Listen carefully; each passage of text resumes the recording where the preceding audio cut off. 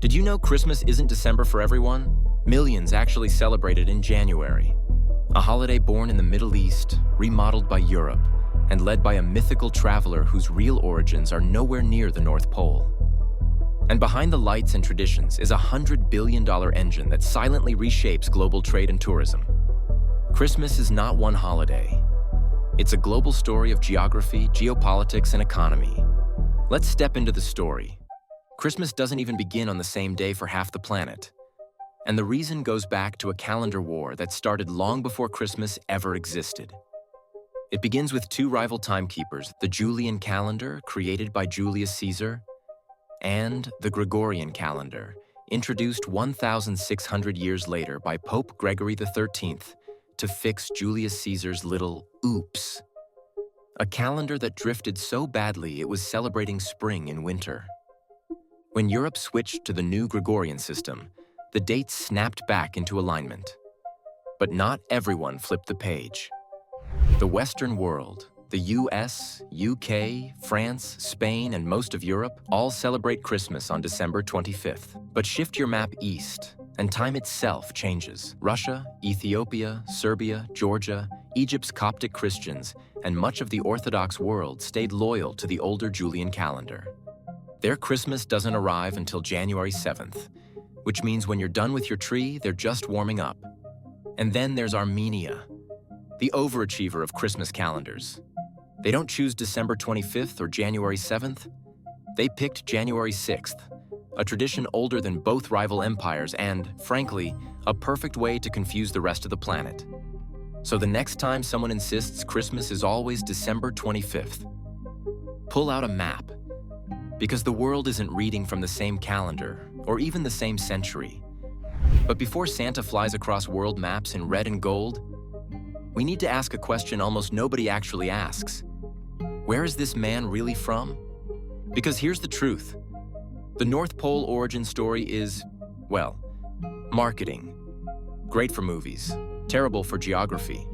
The real roots of Santa Claus lie thousands of kilometers south, in a sun-soaked corner of modern-day Turkey.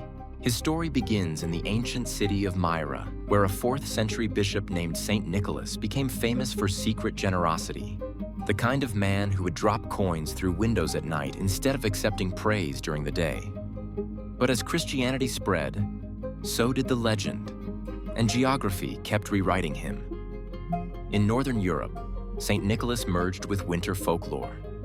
From the Dutch Sinterklaas sailing from Spain to the Norse god Odin riding the winter sky on an 8-legged horse. Then came America, where immigrants brought their traditions, writers polished the myth, and Coca-Cola gave him the red suit.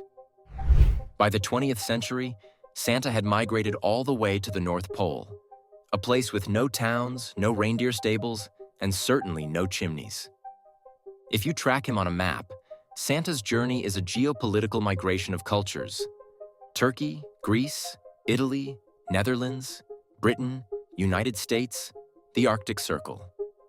A legendary traveler long before he ever delivered a single gift. So the next time someone says Santa lives at the North Pole, pull up a map and tell them his passport has more stamps than most of us ever will. If you want to understand modern geopolitics, don't start with oil, borders, or military alliances. Start with Christmas, because this single holiday moves more money around the world than almost any other event. And the global power map behind it is shocking. Every December, the United States becomes the world's capital of Christmas spending, dropping hundreds of billions on gifts, travel, food, decorations, and an army of blinking lights no one remembers to turn off. Zoom out on the map, and you'll see Europe lighting up next. Germany, the UK, France. All powering massive holiday markets, each city turning into a glowing economy of mulled wine, wooden stalls, and tourism that pours billions into national GDPs. But behind almost every Christmas tree ornament, LED light, plastic reindeer, and Santa hat, sits one country, China. Your North Pole toy factory? It's actually Yiwu, a city in eastern China producing over 60% of the world's Christmas goods. a real-world Santa's workshop powered by global manufacturing, shipping lanes, and trade routes. Even nations with tiny Christian populations like Japan and South Korea pump billions into Christmas commerce. Proof that the economic influence of the holiday has outgrown the religion entirely. In Tokyo, Christmas isn't spiritual. It's a date night. In Seoul, it's a shopping festival. And everywhere, it's a business model. Christmas, in reality, is a global supply chain story. America spends, Europe celebrates, China manufactures. And billions of dollars flow across borders faster than Santa's sleigh ever could. If you want to see global power in action, don't look for a map of military bases. Look at who controls the Christmas economy. Christmas may feel universal, but on the world map, there are places where December 25th arrives. Quietly. Not because people don't know the holiday, but because celebrating it can get you in trouble. Start with North Korea, where Christmas isn't just banned, it's replaced. The regime orders citizens to honor the birthday of Kim Jong-il's mother on December 24th instead. No Christmas trees, no church gatherings, no Santa, unless he's wearing a military uniform. Then there's Somalia, which outlawed Christmas entirely in 2015. The government argued it could attract extremist attacks, so the safest option, they said, was to remove the holiday from public life altogether. Meanwhile, in China, Christmas isn't technically illegal, but it lives in a strange gray zone. In big cities, malls turn into winter wonderlands. But in many provinces, schools and government offices are instructed not to celebrate it, calling it Western spiritual pollution. So you might see Christmas lights and a warning poster next to them. Historically, even Europe wasn't always festive. In the 1600s, England and Scotland banned Christmas under Puritan rule, claiming the holiday had become too wild, too pagan, too fun. Celebrating could get you fined. Imagine being arrested for singing a carol off-key. And the Soviet Union?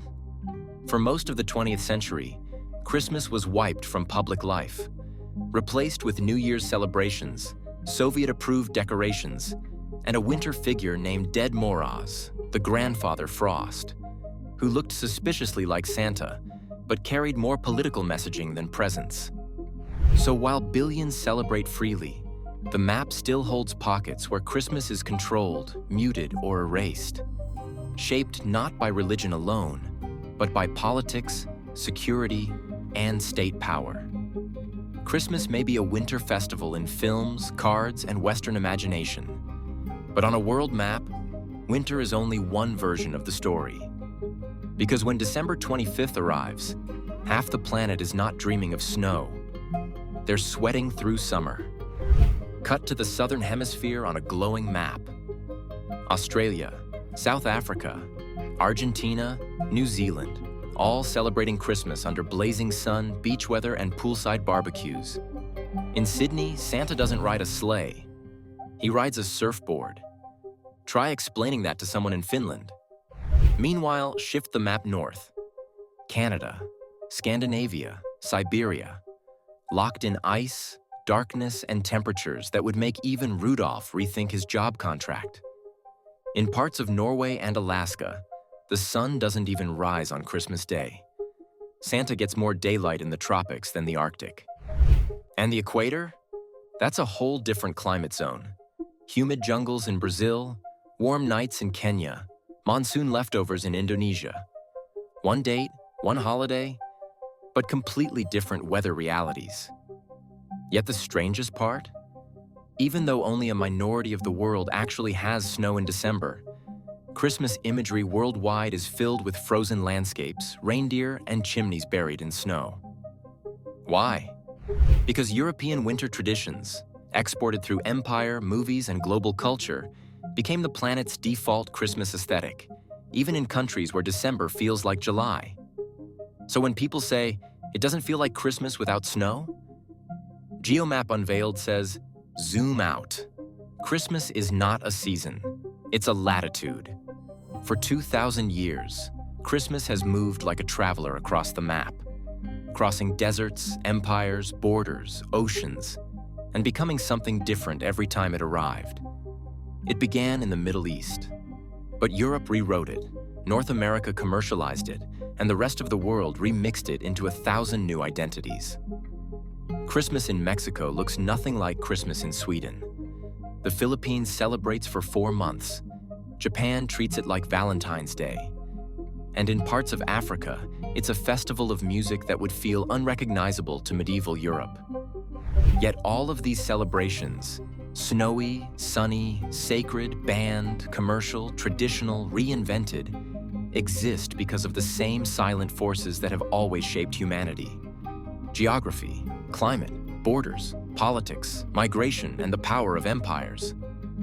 Christmas isn't just a holiday, it's a map, showing where cultures clashed, where ideas spread, where borders shifted, and how humanity keeps rewriting its own stories. And maybe that's the real secret hidden beneath the snow, the lights, and the myths. A global celebration does not survive for 2,000 years because it stays the same. It survives because every place on Earth makes it its own.